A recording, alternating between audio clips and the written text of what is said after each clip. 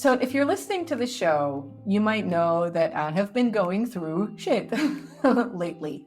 And this really made me think that I would love to offer my group program, the Urban Cleanse group program.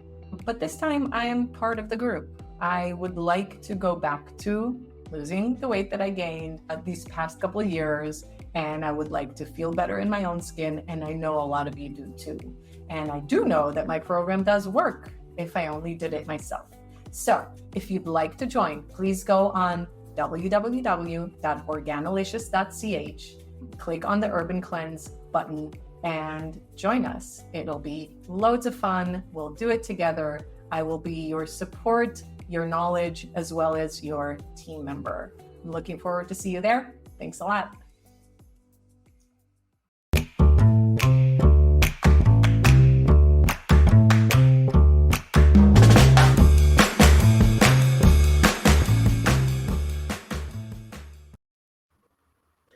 Hey, Danna. Hey, Megan.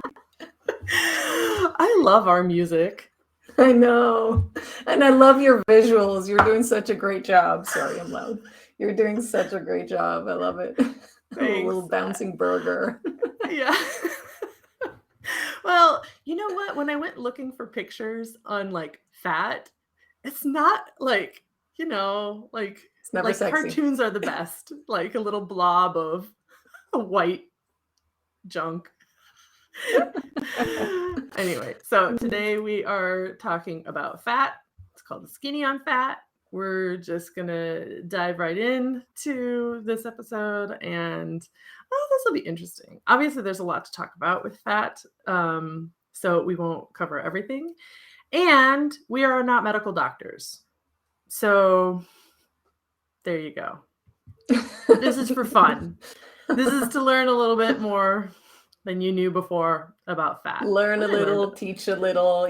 We're trying to give you as much information as we have. As always, things are always going to change, and science is going to discover new things, but we're trying to bring you the most updated information, and do what you will with it. There you go. All right. I think we agreed to start. It's just the easiest place to start. A little bit of vocabulary, a little bit of understanding about what fat is. So the first thing is really just the basics of 101 is when we talk about fat, there are two main types of fat when we talk about it in the health and wellness arena. So we're not talking about like fat and lubricants for machinery, obviously. We're gonna or other things. Or other things. Lubricants, I'm thinking other things. Yeah. Or they add fats to different. Anyway. So the point is, we are talking about what is called, in scientific terms, adipose tissue, which is your body fat, which is fat cells, and then the other fat that everybody talks about are lipids, which are dietary fats. Now, we're not going to use adipose tissue and lipids throughout the conversation because that's not normal speak, and we will just end up talking on our top of ourselves. But the point is that these are two very, very different things. We will probably talk mostly about dietary fat and a little hop into adipose tissue body fat. But I think let's dive right into the whole subject of dietary fat. Does not mean and does not equate to fat in your body. Like if a person is eating a lot of fat, it doesn't mean that person is going to be fat. And go, Danna. So it's funny because we just had this conversation before and Megan was a little hesitant for me to bring this up, but we have to understand that the information, anyone who grew up in around the 80s, earlier or during the 80s, would remember all of a sudden grandma replacing butter with margarine and nuts being, demonized and avocados being demonized and all good in the world being demonized because we got the information that fat makes you fat, right? And so everyone just freaked the hell out and decided that they're going to stay away from fat. Dietary fat, that is. And we now know, this has been discovered really, I think in the last century, that the information was false to begin with. And what happened was Harvard scientists were going to explore the effects of sugar on the body. Sugar lobby freaked out, paid them off, and told them to put the heat on fat. Okay, sugar lobby, come at me, I don't care. So the thing is that then, money played a bigger role than actual information. And you can really Google it and find a lot of information about this specifically. And, what happened then was that the information about the types of fat, we didn't get details on. We just heard the word fat, right? And so today we know that there is a difference between the fat that comes from avocado versus the fat that comes from McDonald's fries, right? Or different fats are not created equal. So that's basically my rant about that, and why I think that we really need to understand that the body needs fat. Our brain is over 60% fat. It needs fat in order to work better. So remember the 80s when also brain fog kicked in because everyone was deprived of fat. And so now everyone was slowly starting to gain weight, unfortunately. And brain fog into the picture. Yeah, there was also a big push. I can't remember which president it was. I should probably know which president it was. But there was a president that ate a lot of red meat and then died of a heart attack. I'm pretty sure everybody listening is yelling at me that I should know this. Anyway, but this happened, I think, in the late 60s, 70s. I don't remember who it was. Anyway, but that was also another kind of cultural thing in the US specifically. We're talking about the US when we're talking about the sugar lobbies as well. So there was also this other kind of, oh, look, the president ate a lot of red meat and died of a heart attack. So this kind of correlation and not necessarily causation. So there was a big link there. So a lot of people were like, oh, okay, maybe we shouldn't eat so much red meat and so on and so forth. So that kind of links into this whole thing with misinformation in the US in the 60s, 70s, and 80s. Also, the link that I put into the chat, there's a PubMed article about, and that's the one I put up a little earlier here. And of course, for the podcast, the link will be in the show notes. This particular article talks a lot about the studies that were done and how with different economic classes of people and different types of diets and so on. And what they basically could say is that there isn't a strong causation between dietary fat and a person who is obese. So an obese person doesn't get obese from eating dietary fat, let's say. Yeah. And I think that's part of it. And then the last line, I want to read the line because this is what I found. It says, the last line, this is in the abstract of that PubMed article. It says that, moreover, within the US, a substantial decline in the percentage of energy from fat. So that means the amount of calories that people are getting from fat. So, there's the fat, protein, and carbs, right? And so all your calories come from a combination of those three different macronutrients. So what they're saying is there was a substantial decline in the percentage of the calories coming from fat during the last 2 decades. And that actually corresponded to a massive increase in the prevalence of obesity. And it says diets high in fat do not appear to be the primary cause of the high prevalence of excess fat in our society, and reductions in fat also will not be the solution. So I think I would love to talk about hormones now, because I think this is a big problem, especially for women, because one of the things that that fat does in our body is regulate hormones. So maybe we can hop over into that area a little bit. When I think probably the most let's say, visual or most seen way that this shows up is in women who have very, very low fat, body fat percentages, and how this messes their menstrual cycle up. Yeah. Yeah. So I knew when I was in high school, very, very thin lady who ran cross country, and she didn't get her menstrual cycle, her period, until she was like 17 or 18 years old. Women who are already had their menstrual cycle, if they have a dramatic decrease in body fat, can also have a problem with their menstrual cycle. So we need fat. And I think that's kind of where I'm going with that, is that we need fat in order for our body to function correctly. So it's definitely important that we don't eliminate this from our diet, and also don't try to get to a body fat percentage which is unhealthy. Exactly. Totally agree. But that, I think, leads us to what are the types of fat, because not all fat is created equal, right? So you'll hear people talk about saturated fat, trans fats, poly and monounsaturated fats.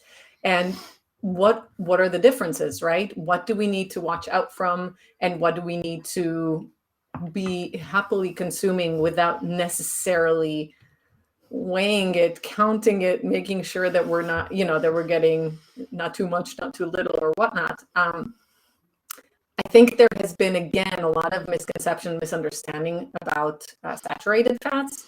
I would love to hear what you researched and have in mind, because you're the scientist. But what from my direction, I think that, we need to understand that the trans fats are the problematic ones, right? The trans fats are the ones that we really need to just really, as much as possible, stay away from, for sure, at least in our home cooking, if not also when we're out and about. Out and about is a little bit harder because we don't really know what is being used to cook your meal. But yeah, I think that that's really important to understand, because that actually puts a little bit of a hierarchy in the fat world, and what we should consume and what we should probably try to avoid.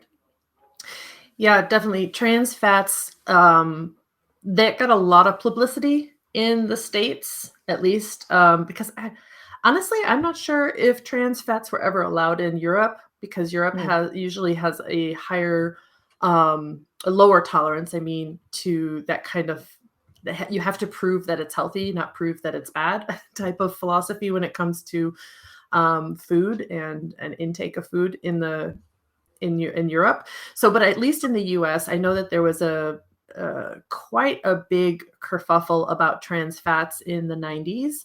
And because every time you saw a packaging, then it would say no trans fats, trans fat free, no trans fats. And I think now, if I am not mistaken, that trans fats are becoming, I think they had to stop being used in mass production of things. I could be wrong about that, but I thought that they gave manufacturers, like, I don't know, a good 10 or 15 year lead time that was like, you're not supposed to have trans fats anymore, because it is the only fat that's really linked to increased body fat and obesity. Even if you don't change the number of calories that you're eating. So trans fats are, they are saturated fats. And so saturated fats are, you hear often saturated and unsaturated, and let's talk just a second about what that means. So when you have oil, things that are at room temperature, a liquid, these are the easiest way to remember this, those are unsaturated. So like olive oil is unsaturated. And so let me just add something, because all of them will be liquid, right? All of them mainly will be liquid in room temperature. What you want to also make sure that not saturated fats. When it's cooled, that's true. But when it's cooled, also that it actually changed its form, which will tie us also to later on what I was about to say. So yeah, but that's that was my point, was that saturated fats tend to be solid at room temperature. So that's your margarines, your butters, and other things. So that's why I was pointing out that it's quite easy to tell saturated versus unsaturated just at looking at something at room temperature. But go ahead. What were you going? Yeah, no. So my kind of way of helping people understand what is, and again, we'll get into what are the fats that are okay to consume, what in which way, because the temperature of the fat is also quite important. But what I was going to say is, I think the easiest way to really recognize if a fat is actually a good source of fat for you is, does it change in form when it's in the refrigerator versus on your countertop, right? So my coconut oil, for example, is my thermometer at home. I know that when my coconut oil is melted, I'm a happy girl because it's nice and warm and it doesn't take much temperature, so it's really temperature sensitive, right? Even your butter, which does have some saturated fat in it, or trans fats even, it actually changes its form when it's out of the fridge and when it's in the fridge, right? So it will start kind of like wilting and melting and stuff, even in room temperature when you leave it out there. Margarine, you can wait for a very long time. Nothing will actually happen to that thing. So it's just something, again, to keep in mind, because where I'm leading us towards is also, what are the fats that we don't necessarily want to consume? And those might not actually be trans fats per se, but they won't change their form. So if you put it in the fridge, if you put sunflower in the fridge, it will still be liquid. Whereas olive oil, you'll start seeing kind of like, on your soup and stuff, you'll start seeing islands of fat, or even animal fat, right? So that was my little rant. I'm sorry. Go ahead. No. You're good. The only thing is that you said there was trans fat in butter, and that's sorry. There's just it's saturated. That's right. Sorry, but you're right. Yeah, and I actually butter is an interesting one because I love butter. Butter is my go-to. I have butter and olive oil. This is my go-to. But then there's also ghee, or clarified butter, when you take out the milk fats, and that also changes a little bit the texture. So you can also have a lot, like the butter is more creamier with more of these milk solids in. So that's also another indicator of the quality of the butter that you're getting, or let's just say the different types of butter that you get. So many. Now I want to go fry some onions in butter. I want to saute them in butter. That's my favorite thing. Sauteed onions in butter with some salt. Oh, you don't need anything else in life, really. You really don't. Okay, so let's run through the different what's in these different things, examples of these different types of fats, dietary fats. So the first one is the monounsaturated fats, and that is kind of what everybody knows as the fats that are used in the Mediterranean diet.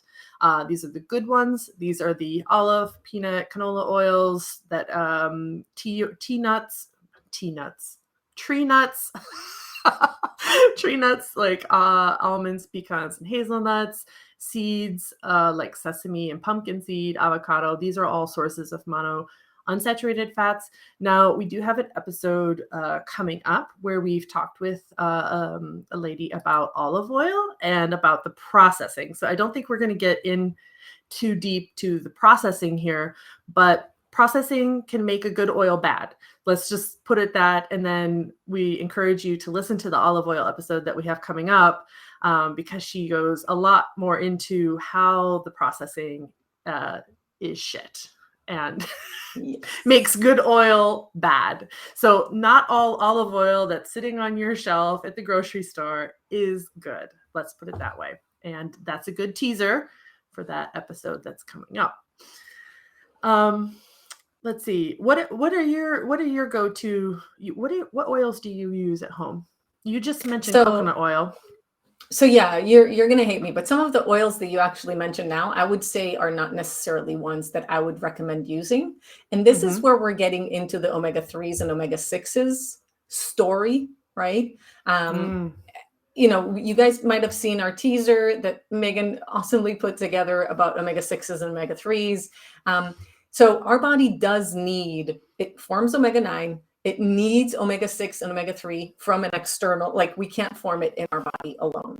And the thing about omega-6s and omega-3s is that because the cheaper fats, right? So we're talking about canola oil and sunflower oil and peanut oil and just I'm blanking out on the other ones, but basically, never mind. Those fats are actually super high in omega-6. And because they're cheaper and because they're just overused in restaurants and fast foods and everywhere, we are nowadays getting, instead of getting 1-to-1 omega-3 to omega-6 in our diet, we're actually getting tenfold or more omega-6 to omega-3, which then makes our body quite inflamed, right? Mm-hmm. Which is where the problem lies. So we're not demonizing omega-6 per se. We're just saying, like, we're getting so much of it in our diet and we're not really getting enough of omega-3s. How many of you are eating like mountains of fish every day? And we all know that the fish nowadays, not necessarily the best source either, right? Because of the damage, the terrible damage that we're doing to our oceans. So at the end of the day, when we look at the fats, we need to also consider the fact that it might be an okay fat, but those fats are quite processed, highly processed, and they are very, very high in omega-6, which is why a lot of us are battling with chronic inflammation, whether it's an inflammation that you feel or see, or, you know, leading towards other illnesses that we don't really know that the source is an actual inflammation. So my favorite now, after yet another rant, some of my favorite fats to use, definitely olive oil, but not in high temperature. Butter, not cooked. So I love to put butter on my steak or on my veg after they come out of, you know, after I've cooked them. Coconut oil, we love. It's coconutty. Obviously, you don't want the one that doesn't taste like coconut, because coconut tastes like coconut. And if it doesn't, then it went through a process, right? Ghee, we love, love, love. But I think it is more suitable to kind of starchy vegetables and grains and things like that. Don't cook your spinach in ghee, because it will taste like ghee, not like spinach. And avocado oil, but avocado oil is stupidly expensive, so we kind of don't use it that much. But it's a great replacement, because the coconut oil, the ghee, and the avocado oil can take very high heat compared to other fats, which you can then fry in, or, you know, pop in the oven to roast and things like that, and not actually damage the quality of the fat. So Megan put up the link that I have for you. There's a guide, a PDF, with just kind of the hierarchy again of the fats and the oils, where you want to use them, what temperature you want to use them, and which ones you kind of want to maybe cut down on or try to leave out, because again, those are the fats that you most often will get when you go out to eat. You're going to get enough of those out there, so might as well use the good ones at home. Yeah. Very long answer to a very simple question. I use primarily olive oil, and I buy now my olive oil from our guest from the future episode for olive oil. Yes. Doesn't she have the best olive oil though? It's really very good. It's very good. And I love the fact that I get 5 liters, and I'm just like, oh, I just need more olive oil. And I just go downstairs and get some more, and I know it's good stuff. And I use canola oil and sunflower oil for some things. So it depends on what it is. And then I have some peanut oil. Actually, you know what I use those oils a lot for? I use them for conditioning my cast iron pans. Because I need some higher heats for that. I can't do that with the olive oil. And I don't want to do it with the olive oil. So I use a lot of those so they last forever. But yeah, that's what I condition my cast iron with, is the peanut oil is the best, because it's got a high temperature. But and butter. I just use butter and olive oil for most cooking, actually. They're the most delicious too. I mean, they bring in such a nice depth of flavor to your dish, versus, you know, the fats that are just And I think that, but going back to the sources, so the monounsaturated fats, the ones that are good for you, and I would say even if peanut and canola are on that list, and you were saying you wouldn't necessarily recommend them, I think that if they were if they were processed correctly, let's say if they were minimally processed, I think that they would have similar health aspects. And that's why I said before, your olive oil on your store, on the groceries, you know, doesn't necessarily mean that that's good for you, or it's because of the way it's been processed. So I think that it's more about the processing and less about the actual location of where it's coming from for some of these things. And because it's just so cheap, like canola and peanut and sunflower, these are really, really, really cheap. And so that they are produced in these high quantities. And it's interesting. I would love to talk with someone who actually produces avocado oil, because I would love to know why avocado oil is so expensive. If it's just like a supply and demand type of thing. Or if there is some like major difference in in manufacturing avocado oil. But you mentioned fish, and you mentioned omega-3 and omega-6. And I just want to make sure everybody understands that those are what are called polyunsaturated fats. So just want to make sure that we get the vocabulary up for everyone. Of course, those fats are not also created equal. I think maybe that's like the name of the title of this episode should be All Fats Not Created Equal. That's what it should have been instead of the skinny on fat. But no, I love that. Love skinny on fat. And then we did talk about trans fat, and then saturated fats are we touched on coconut oil, dairy products, minimally processed dairy products, egg yolks are saturated fats. And the saturated fats are actually the ones that that got kind of vilified in the world after this president died of a heart attack. And so that's why you'll hear a lot of people, oh, I need to not have saturated fats, which means they usually cut out red meat. They cut out a lot of meats, actually, eggs and dairy products, because those are where the saturated fats lie. But they don't necessarily mean that it's going to change your body composition. So you can actually lose fat and gain muscle and lose weight by eating saturated fats as part of a balanced diet. So I don't think I think that the poor saturated fats, they kind of got the short end of the stick when it comes to, somebody had to be the villain, and it was saturated fats. But it was fats altogether at first, which makes me want to cry, and then it was saturated fats, and it's kind of like, let's get the information straight. Well, I think, but that's the problem, right? Is that people, probably media, let's put it, because media is where we get our information.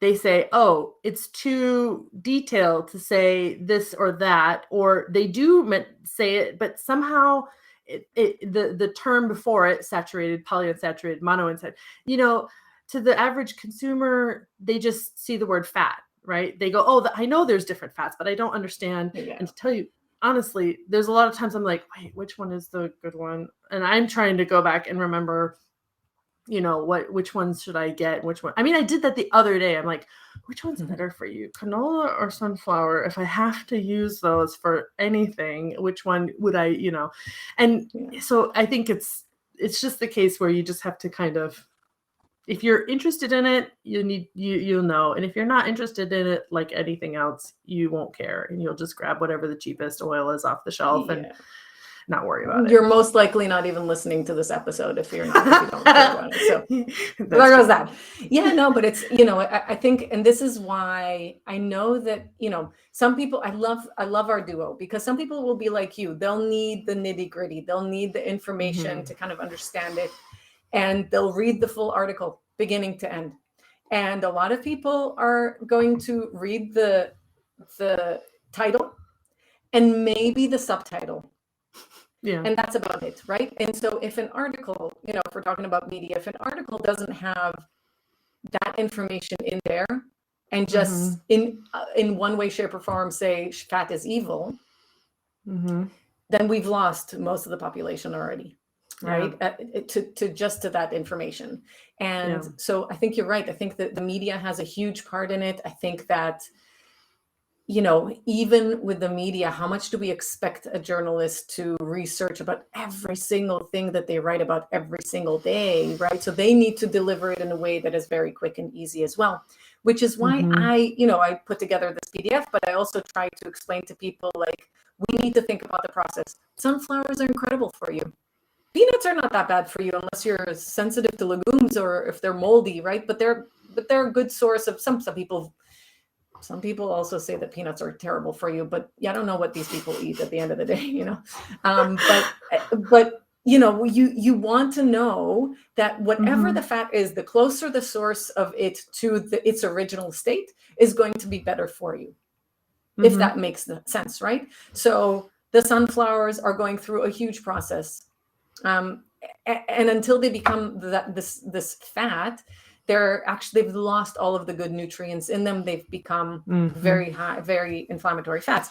And when it comes to coconut oil, you all know, if you all had like just fresh coconut or even dried coconut, you know how fatty it is. It's very, very easy to get the fat out of coconut. It just needs a little bit of pressing, same for olives. And so those are the things that are probably, to try to remember how close am I to the original thing?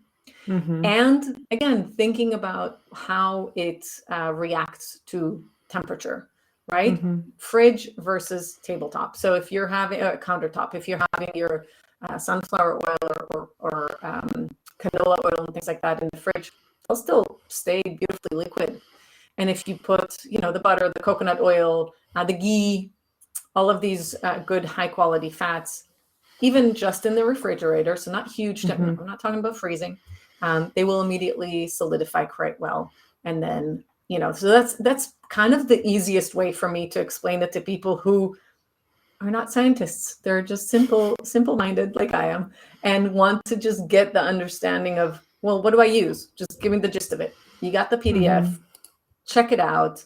Don't throw away anything that you have. Finish using it, But then when you go to the supermarket and you want to buy something, just kind of go like, all right, well, which one do I get now, and what's going to be better for me at the end of the day? Cool. Okay, I would like to kind of switch from dietary fats now and just tip our little toe into body fat. So the actual fat cells that people have in their body, because I think that that's also, there's several different things going on there. And I just want to kind of touch on these things so people, again, can start to hear a little bit more about the different types of fat that's in the body. Not all fat is bad. So let me throw this one up there. Where are we at? This one. And, oh, you're right, Donna. I do want to do a commercial first. I'm seeing Donna's little chat down at the bottom, like, don't forget you have a commercial to do. Yeah, well, when we try new things, then I often forget. So let's do that. Okay, guys, here's my commercial. Hey, you guys, let me tell you a secret. This is Megan here. I have finally launched the My Best Self coaching and community. Now, this is a space that anybody can join. It's free to join. There are a lot of good things with the free membership, like events and workshops. There's articles, resources, and not to mention the fact that you just get to connect with the other members. Everybody there is on their own self-improvement journey, personal development journey. Maybe they're building a business. Maybe they're just trying to run their 5K. It doesn't matter. Everybody there is trying to be their best self. Now, if you want to take it to the next level, there is a paid membership, and that's called the Level Up member. Level up.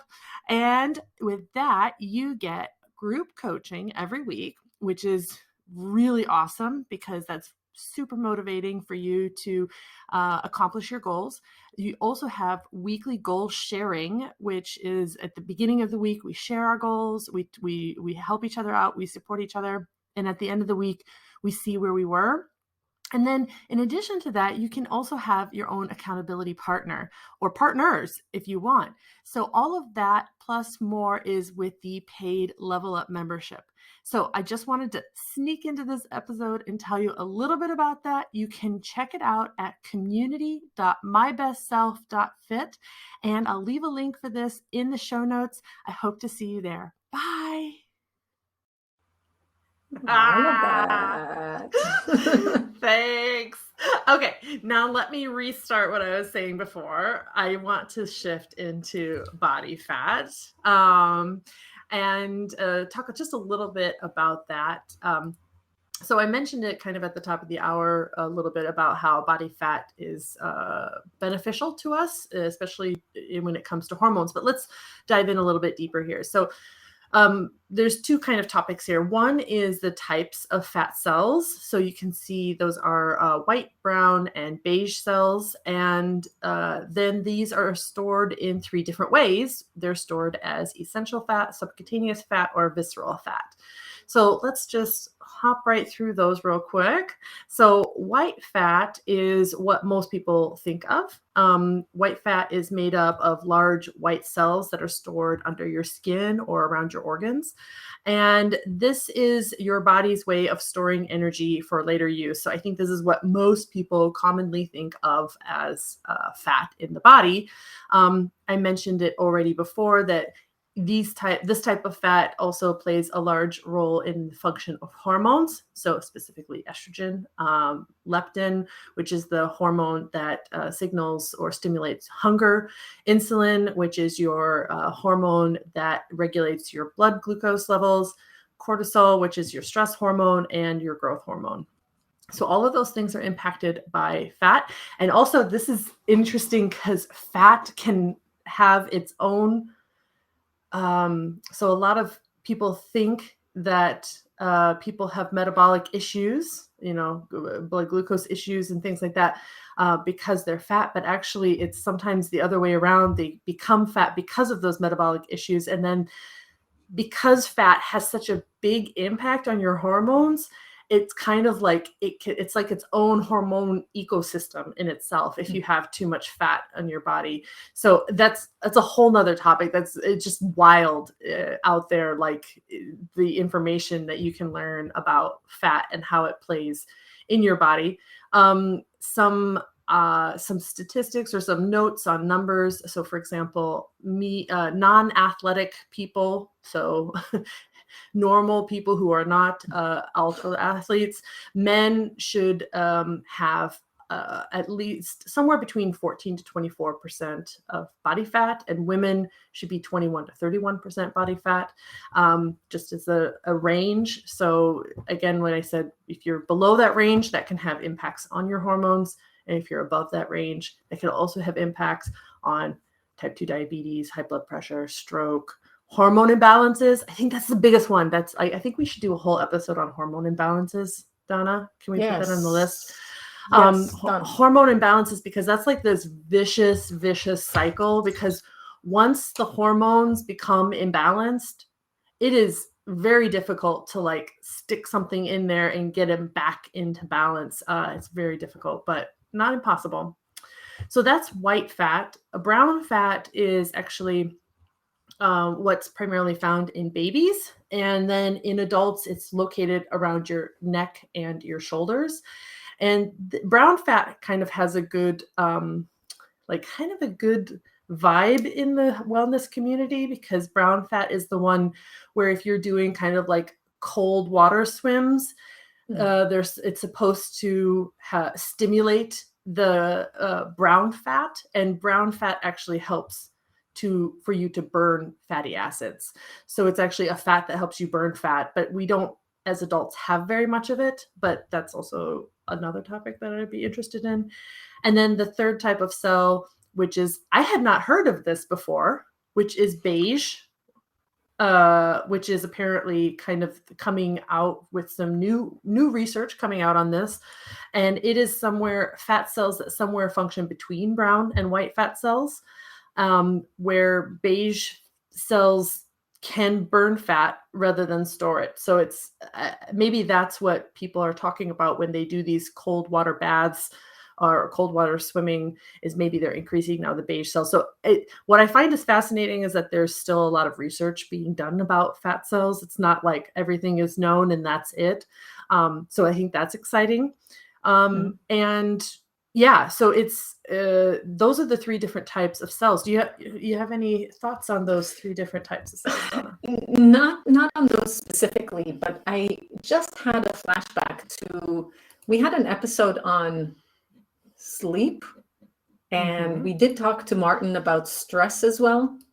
And I think that's something that's really, really important for people to understand, is that, first of all, to listen to these episodes because they're great, but also to understand that, stress, just chronic stress in our life, will be the determinant of, like, are we collecting fat into our fat cells, energy into our fat cells, meaning are we gaining weight, especially around the stomach area and the waist area, and especially, of course, for women, because we're always getting terrible end of the stick. But anyways, that is something to really understand and keep in mind, because I see so many people, so many women come to me and they're like, I need to lose weight, I'm eating healthy, da da da da da.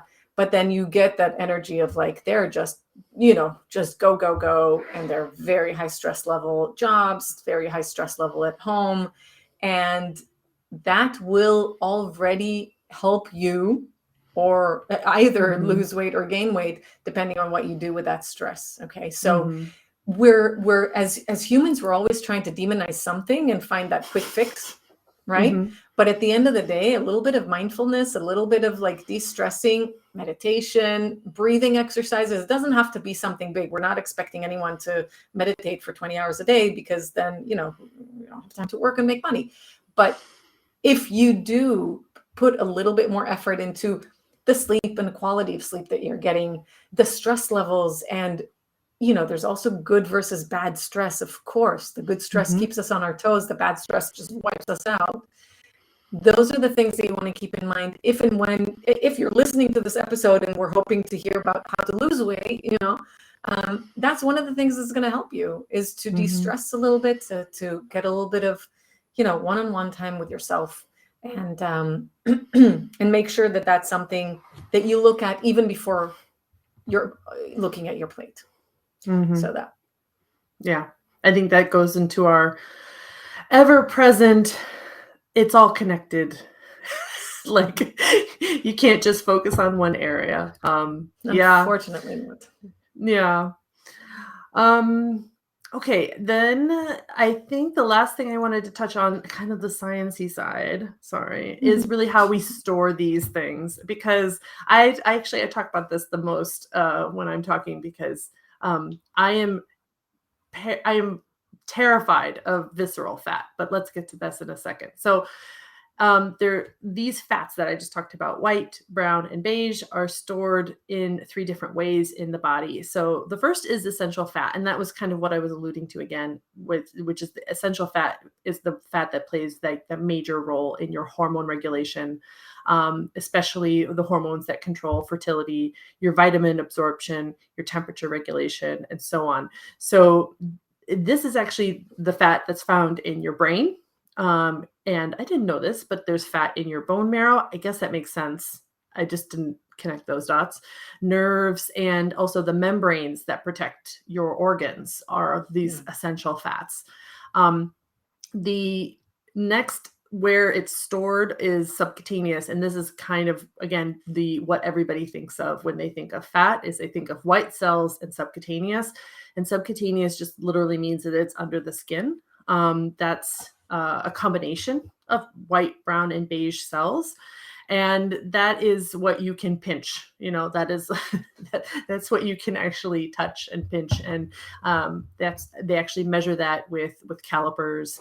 And obviously, too much of that can lead, again, to imbalanced hormone levels. Now, the one that scares the shit out of me is visceral fat, because visceral fat is what's called belly fat, is the white fat that is actually stored around your abdomen, around your liver, your kidneys, your pancreas, your intestines, and your heart. And high levels of visceral fat are just so very dangerous. And that's also the type of fat. So if you look at somebody and they don't look fat, right? So they look skinny fat, right? And skinny fat. Cause I am overweight. I can see, I know where my fat is, but somebody who's skinny fat is also, it's even more dangerous, because they could have the fat just around their organs. And then that's actually just as dangerous as being overweight and fat, having.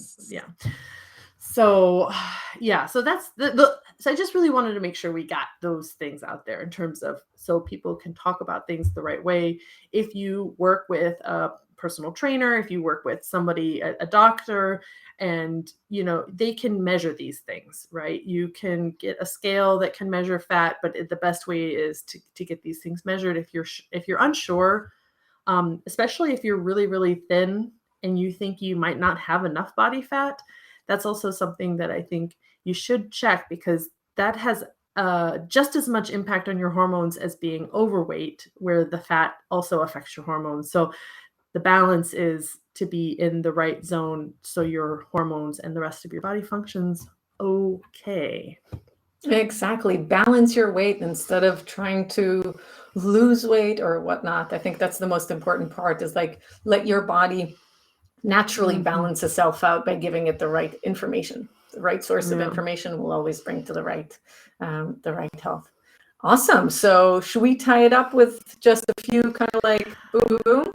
Or do you have something else to say? It just popped into my brain because we're talking about fat, and we talked a bit about dietary fat, but we didn't really talk about diets that were around the idea of fat. And I think that the number one or two, I think they're basically similar diets, which is the paleo and keto diets. I just wanted to mention those because I also wanted just to briefly talk about what does it mean to use fat as energy, because that's also a big thing in media right now. Oh, I'm on the keto diet. And when you burn fat, what does that mean? So let me just quickly run through how that works. So your body has two sources of energy: carbohydrates or fat. Now, your body does not need to eat carbohydrates. It can make carbohydrates from the protein that's in your body, but your body needs fat, and your body can also make fat as well. So, but the point is that when you use energy, when you use carbohydrates as energy, you're not using fat. And when you're using fat, you're not using carbs. So it's kind of one or the other. And these are the two hormones that are called insulin and oh no! How did I just forget this hormone's name? Scientist has a glitch. The scientist has a glitch. I don't. Okay, insulin, and all I have in my brain is ghrelin, because I just saw it on piece of paper, but it's not ghrelin. Oh shit! Put the commercial on again. That's hopeful. Anyway, I'm so upset at myself right now for forgetting this hormone's name. Anyway, but the point is when insulin is on, because you're eating carbs, because it needs to put the blood, the sugar, it needs to take the sugar out of your blood to balance it. Then you're using fat as energy is turned off, like it's actually a function.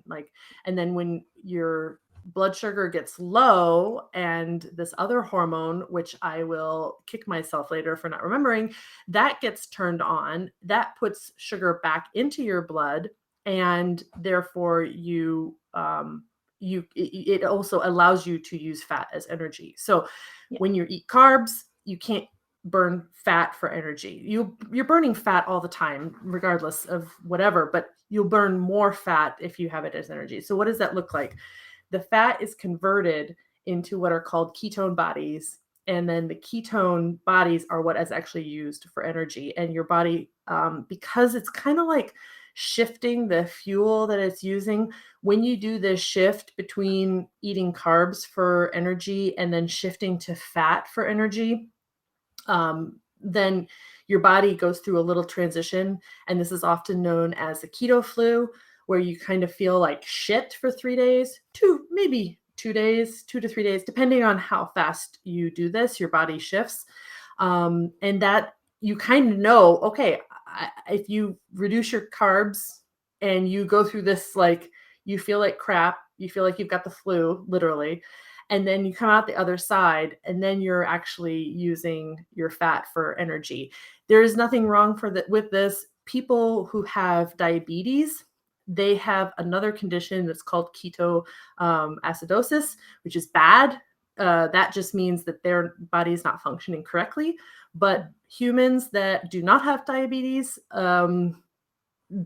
being in a state of ketosis is perfectly normal. So I think I covered it, but that's Well, kind of... that's the thing. So one thing to really mention that is, I think, worth mentioning, now that I've worked with quite a few people who actually had that problem, is some people have a problem with their, if I'm not mistaken, it's their pancreas, which Mhm. isn't able to break down the fats, and therefore a high fat diet is not good for them. Like they actually will feel sick. I don't know if it's a pancreas or the, yeah, I Well, think it's pancreas. your liver is what processes fat. Pancreas makes the hormone insulin. So when people who have a No, where's problem, the bile? that's your gallbladder. Gallbladder. So I think it's the gallbladder. Anyways, Yeah. the thing is that with some, if you notice that you're upping their fats, or you're, trying maybe keto or something like that, and you're not feeling as good, and your poop is, fatty, and you can see it really kind of like floating on the toilet water, or, you're just really feeling unwell when you're having more fat in your diet, then that could point to something worth discovering with your doctor, or a practitioner, whoever it is. But yeah, a lot of people do thrive on ketosis, and the difference basically between the two diets that Megan just mentioned, so the paleo and the keto, is that they're both removing the grains and having therefore lower carb, but the paleo doesn't count carbs and doesn't avoid starchy vegetables such as sweet potatoes and carrots and things like that, and therefore getting more carbs. Whereas with keto, clean keto, there's dirty keto and clean keto and blah, blah, blah, but the kind of like clean keto, you would really, that's where diet and math collides, that's where they lose me. But that's where you really want to know exactly how many carbs you're having a day in order to stay in ketosis, meaning in order to stay in that state that you mentioned, where your energy is drawn out from the fat rather than from carbohydrates. Right. I wouldn't recommend doing anything in between, because then you're bouncing in and out of keto flu, and that just, it really defeats all purpose of eating and enjoying your food. You're just constantly feeling iffy because you're going in and out and in and out. So kind of like, definitely feel free to try whatever you feel like trying, but know that they are different diets, and that there's no such thing as no carbs. Cauliflower has carbs. So, well, there is no carb. If somebody does completely meat lettuce, diet, just eating no lettuce, yeah, meat, and meat. no, like Sure. take away vegetables. Yeah, There are they're people that eat just meat. just So, meat. yeah, but I want to bring it up again, the hormone issue. So what often happens, or what can happen for women, especially if they try to do these diets where they are burning fat and not having any carbs. Again, carbs are not bad. Your body needs carbs for different things, but there can be a strong hormonal imbalance influence with staying too long on a carb diet or a low carb diet without carb loading, which is when every once in a while you just eat all the carbs in one day. So your body kind of continues to make the hormones it's supposed to make, right? Yep. So again, back to the whole primal age, if you were in a situation where you weren't eating honey or something, berries, or the other things where these carbs normally came from back in the day, your body would think that it's in starvation mode. And that's another key word that comes up a lot, is starvation mode. And that is true, especially for women. If your body thinks that it's not going to have the calories that it needs, your fertility is affected from that as well. So it is important for women, especially women who want to become pregnant or want to be fertile, that they make sure that they just do it in a smart way, research everything, and make sure that you are still giving your body those carbs every once in a while, because they do need to use those to regulate your hormones as well. So everything is a balance. Everything, your body is just like this very intricate chemical machine. And once one chemical is off balance, that's really what fucks up everything, really, is these chemical imbalances. And we But really do need to understand that like a lot of the researches are being made on men and not on necessarily on, mhm, on a very equal, study groups. And women do need, as Megan said, women do need more carbs, yeah. especially for their hormones. And I think that that's really, really important to keep in mind. I actually heard about a really interesting research that's been made not too long ago, I think in the last 2 or 3 years, where they actually tested a few groups, of course, and they gave one group was on pretty much a keto diet. So they were Mhm, pretty much avoiding, a certain amount of carbs onwards. And another group had, I think it was basically kind of low carb during the week, and then one day on the weekend they would just go crazy. And mhm, at the end, they noticed that those who actually, what I like to say, keep their body toes, right? So they actually did have carbs on and off. They actually managed to lose more weight and to feel more energy and mhm, to actually, feel better. So that's just, again, something to keep in mind. The fact that a diet works for someone doesn't mean that it's going to work for you. You need to really keep in mind all of the different factors that we mentioned, and a lot of them that we didn't even get a chance to mention. And I think mhm. another note for us to make, Megan, is other than hormone imbalance, is also to make an episode about carbs, because not all carbs are Mhm. created equal either. So we're going to get Yeah. into that as well and kind of help you to Yeah. understand what's what. Yeah. No, that's true. All right. So I am satisfied that we have like skimmed the fat off of the cream, or we've skimmed the fat off the top of whatever we're doing here. And that was a pretty comprehensive 101 from two people who are not medical doctors. Remember, this is for your entertainment only.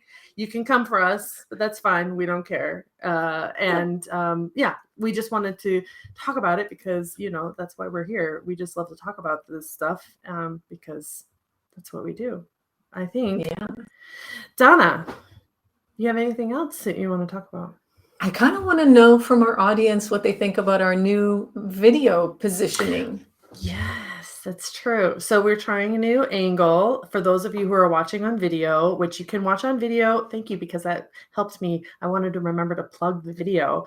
So if you're listening to the podcast, we are now doing video versions of this. You can watch the video version on Spotify, if that's where you're listening, or you can watch it on the YouTube channel and or the Facebook group. And when I mean YouTube, I mean like my YouTube's, So Frickin Healthy YouTube's, Danna's YouTube's, Facebook, again, on all of our different places, so you can find it. And so for those, good job, Donna, for remembering that. Sure. We're everywhere. You can't get rid of us. You're stuck with us forever. We're like an octopus on your face. Yeah. But it's funny because I'm like, Donna, let's try some new video camera footage, like, because I wanted to make it look like we're like talking to each other. Looking at each other. Yeah, like I'm I just could reach out my curious. hand, like look, we're touching hands. Okay, yeah. We're idiots. Yeah. No, I'm just curious. While we were talking, I was like, are people so used to seeing videos face to face? And now they're going to be like, oh my God, this is so disturbing, and hang up? Or are they going to be like, this is cool, this is fresh, this is new? Let us know in the comments. Yes, let us know. But I see so many podcasts set up this way because, Okay. especially even if they're in the same room, Yeah. because I see a lot that they still have cameras set up where you kind of are at least facing the same way towards each other. So it looks like we're having a conversation. Okay, so we're in the same room, people. Just let us know what you think about the video. All right, everyone. I think that wraps it up for today. And All leave us right. some comments and all of our good juju. May you have a good juju day. And I don't know what I'm saying. Okay. Peace out. Okay. Bye. Bye. Hey, you're still listening. Great. Okay. Now I can tell you about my 12-week goal setting session. So in this 1-hour session, I'm going to help guide you through a powerful process inspired by the best-selling book, The 12-Week Year. I know.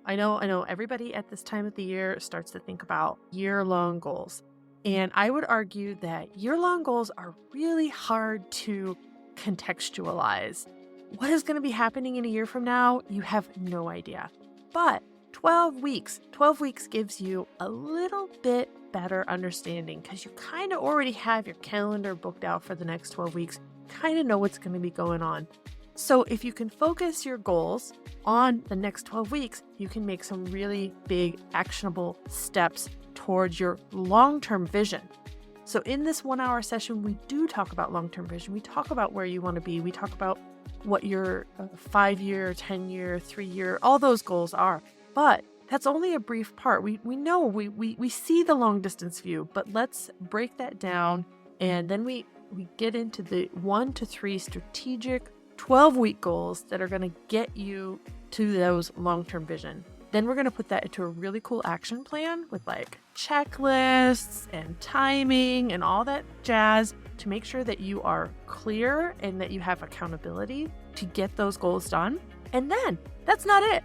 Then we are going to tackle your roadblocks because you know you have roadblocks. So we're going to tackle those roadblocks. We're going to create a plan to overcome them. So you know when you start to self-sabotage, you know what you can do to get around those roadblocks. Okay, so if this is interesting for you, it is only 1 hour of your time and it's only 45 Swiss francs. I host this gig over on Fiverr, but I'm also going to put a link down in the show notes. So if you're interested, hit me up.